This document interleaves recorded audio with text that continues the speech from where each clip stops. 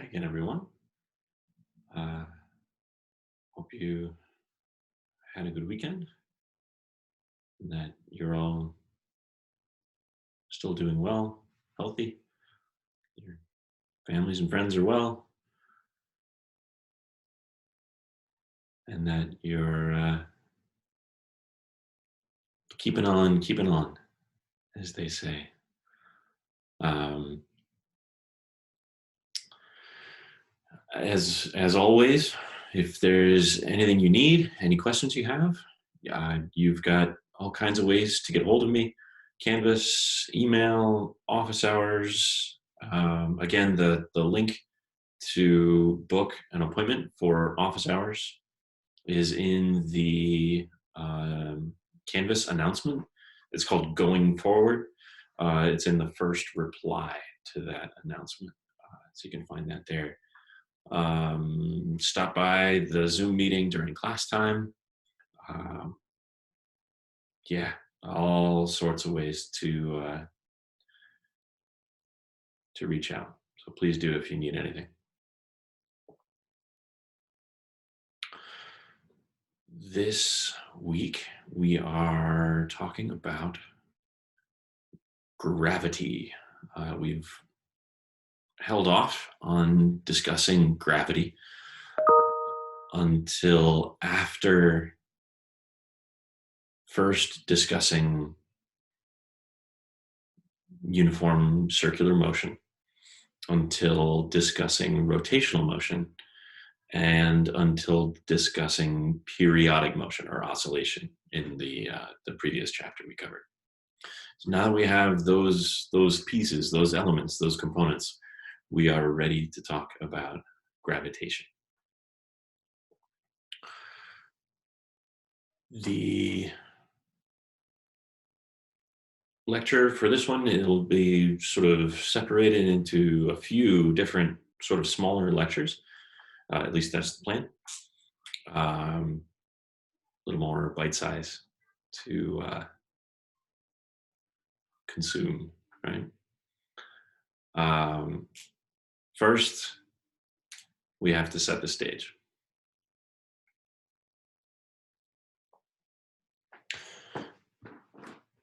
A lot of the time, I don't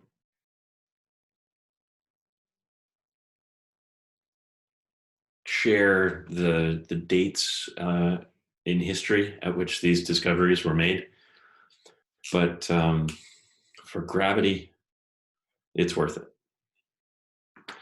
In 1543,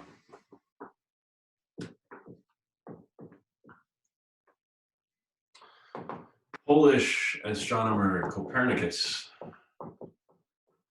published two things that are true about planetary motion: that the Earth is also a planet, in addition to the sort of astronomical planets that we can see through our telescopes, and that the planets orbit the sun.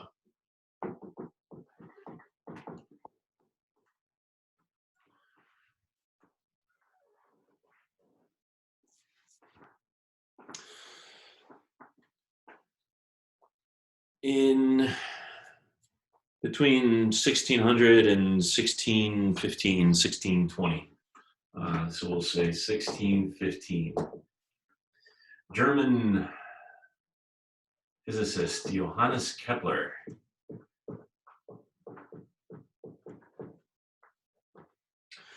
was able to demonstrate a third thing, that we can precisely determine the orbits of the planets around the sun by watching them from here, from the Earth. That by observing their apparent motion from here, we can precisely determine their orbit around the Earth. And Kepler was able to do that with a whole bunch of help from Danish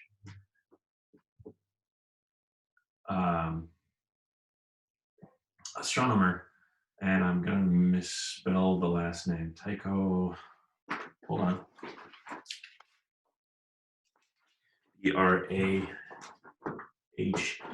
So a lot of the data was collected by Tycho Brahe, but the three empirical laws of planetary motion are due to Kepler in 1615, 1619, thereabouts. They are: one, that the planets orbit in ellipses.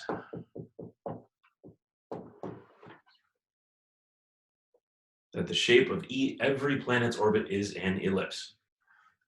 Two, that a line drawn between the sun and the planet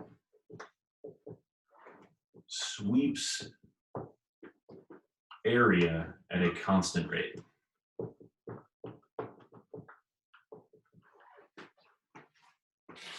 And I'll explain more what this really means and what it looks like in a later section. But for now,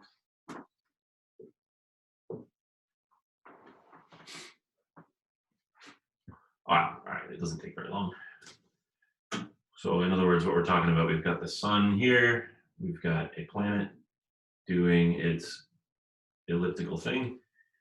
And if we draw a line from the sun to the planet, that line, as it moves from here to here, is going to sweep through this area. And if we watch any other 2 points, as the planet moves from here to here, let's say, as long as the same amount of time elapses from point 1 to point 2 as from the original point 1 to point 2, these areas are going to be the same. That the rate at which area is swept by this line per time is constant.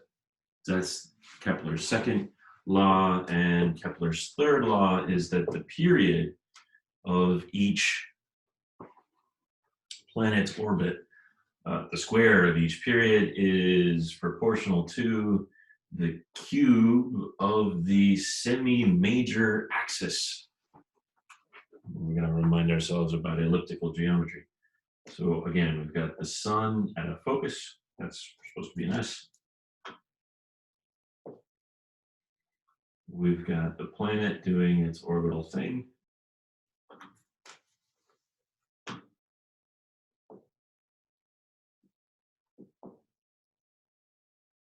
Sun here. And the major axis is the longest possible diameter. The semi-major axis is half that.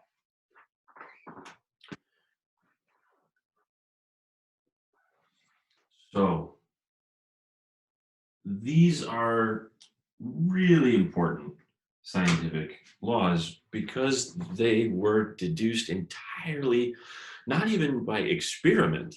Kepler didn't go to space and push on anything. He just took a bunch of data and just from trial and error, just trying to massage the data until all of the data fit whatever rule it was he was thinking about. Imagine the trial and error to come up with this relationship. Really, really impressive stuff.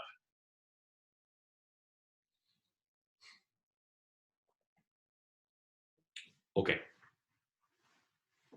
And this is great. Astronomers love this, scientists love this for about 60 years. In 1687, Isaac Newton publishes a law of gravitation.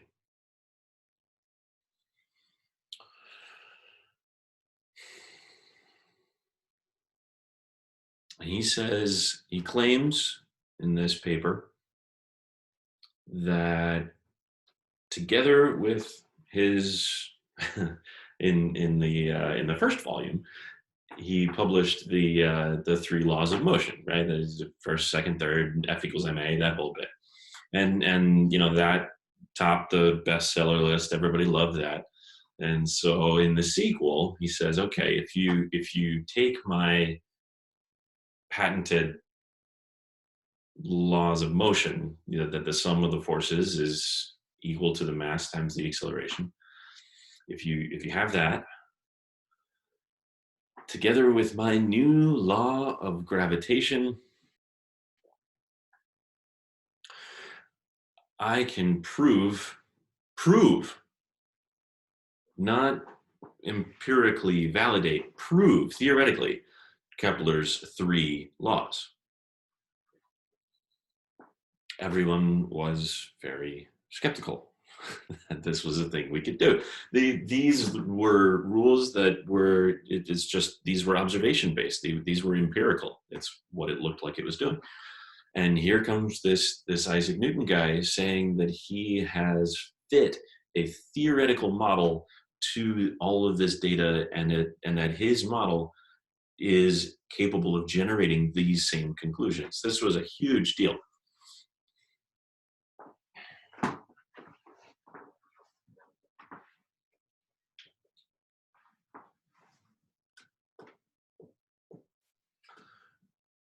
Isaac Newton says that there is a gravitational attraction between any two masses. Proportional to the mass of either one. If you increase the mass, then there's a greater attraction. If you increase the other mass, then there's a greater attraction. And it doesn't matter which one you increase, because according to my patented third law, the force that one exerts on the other is the same, vice versa. He says that it is inversely proportional to the square of the distance between them.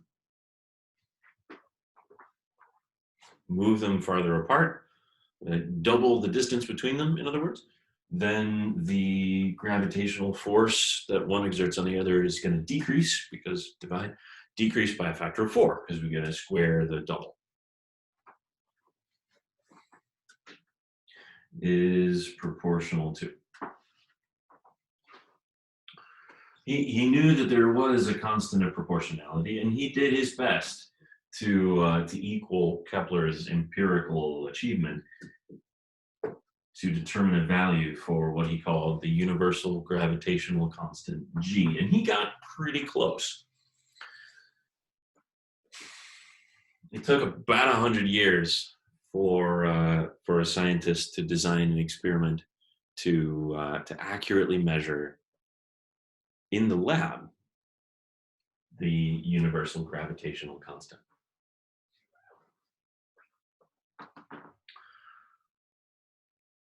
All right.